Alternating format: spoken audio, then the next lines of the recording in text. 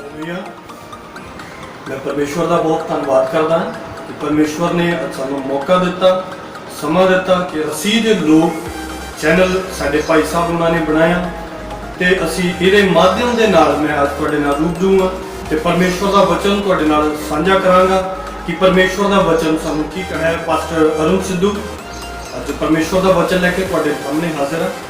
परमेश्वर का वचन अज सानू सिखाना चाहुंदा है कि असी पाप तो किदां बच सकते हैं, कि असी पाप दे नाल ही जुड़े रह सकते हैं जां पाप तो किसी तरह आज़ादी पा सकते हैं।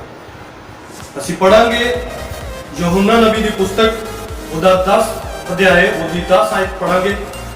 वचन दे विच इस तरह लिखा है,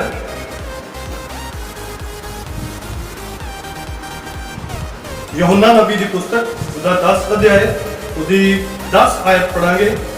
चोर सिर्फ चोरी करने, हत्या करने और तबाह करने आता है, मगर मैं इसलिए आया कि भेड़ें जीवन पाए और बहुतायत में पाए। आमीन, हालेलुया। कि परमेश्वर का वचन दसदा है कि यीशु मसीह धरती ते क्यों आए, कि सब लोगों ने पाप किया ते पाप दे कारण लोग जिहड़ी दुनिया आ वो होर पाप दे विच धसदी गई। कि जदों एक इंसान पाप कर लेंदा आ तो वो की सोचदा आ कि मैं पाप कर लिया, हुण मैं परमेश्वर की हजूरी विच नहीं जा सकता। जबकि परमेश्वर का वचन ये कहता है कि सब ने पाप किया ते सारे परमेश्वर की महिमा तो रहित हो गए। परमेश्वर का वचन ये दसदा है कि कोई भी मनुख जिहड़ा आ वो पाप तो रहित नहीं आ।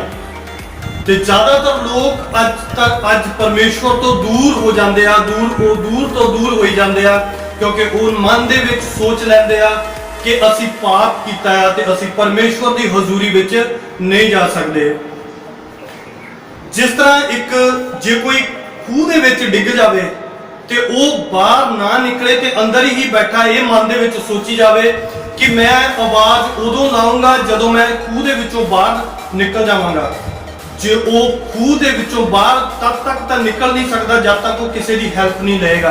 तो जे वो ये सोची जाएगा कि मैं जदों खूह तो बाहर आ जावांगा फिर मैं किसी को आवाज लगावांगा तो वो तब तक वो खूह चों निकल भी नहीं सकता।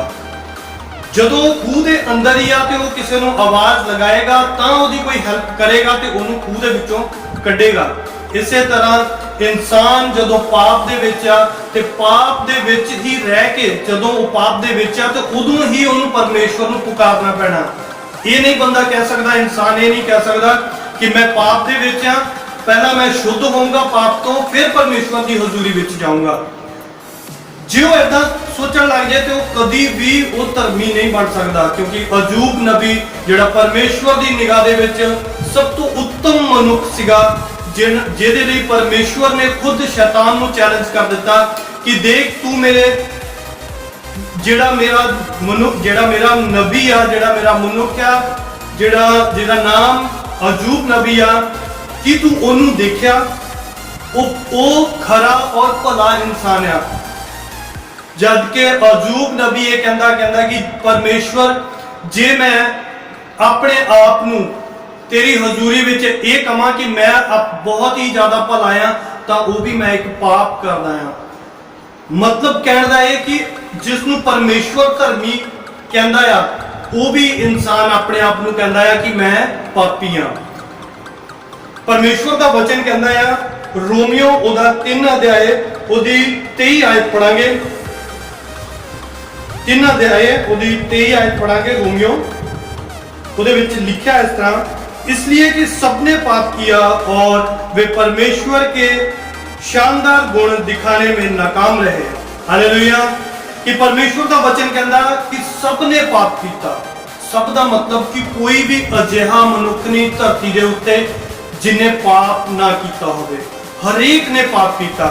पाप के लोग सोचते हैं कि छोटा पाप बड़ा पाप, कि एक झूठ बोलिया तो यह निक्का जिहा पाप आ, ते किसी ने कतल कर दिता तो वह बड़ा पाप आ। पर पाप का पाप आ, वो चाहे छोटा आ चाहे बड़ा आ, वो पाप आ। परमेश्वर की निगाह दे विच छोटा जिहा पाप भी पाप आ ते बड़ा पाप वो भी पाप आ। ते परमेश्वर का वचन कहता कि हरेक ने पाप किया। हुण हरेक ने जदों पाप कीता ते इहदा मतलब यह आ कि असीं अपनी निगाह दे विच ये ना सोचीए कि मैं पापी हां, मैं परमेश्वर की हजूरी विच नहीं जा सकदा, बल्कि असीं पाप तो छुड़ाए गए यीशु मसीह दे लहू बहाउण दे नाल। जिस तरह कि यूहन्ना नबी की पुस्तक आपां पढ़ी आ, यूहन्ना नबी उहदी 10:10 दे विच लिखिआ आ, चोर सिर्फ चोरी करने, हत्या करने और तबाह करने आता है।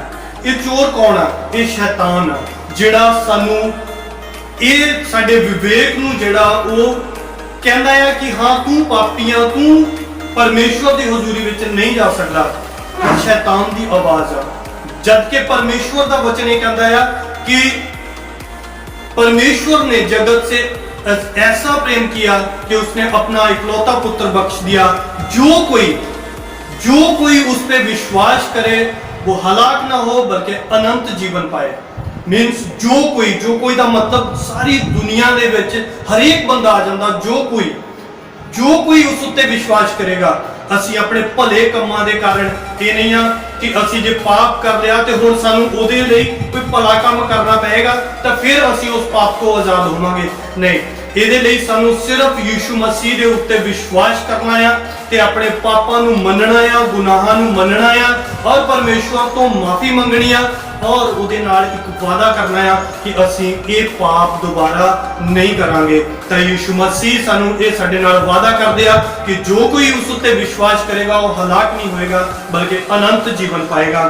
सो कदी भी ये ना सोचो कि तुसी पाप दे विच आ ते तुसी परमेश्वर की हजूरी विच नहीं जा सकदे। तुसी परमेश्वर की हजूरी विच आओ, अपने गुनाहां नू मनो, उन्हां नू छड्डो, अपने मन नू पूरा दृढ़ करो, यीशु मसीह दे नाल, परमेश्वर दे नाल एक सच्चा संबंध बनाओ।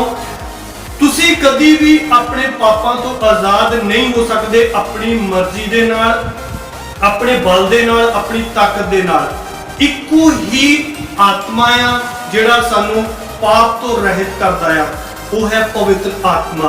जदों असीं परमेश्वर दे नाल अपना संबंध बनाउने आ ते सानू परमेश्वर एक सहायक दिंदे आ, वो है पवित्र आत्मा।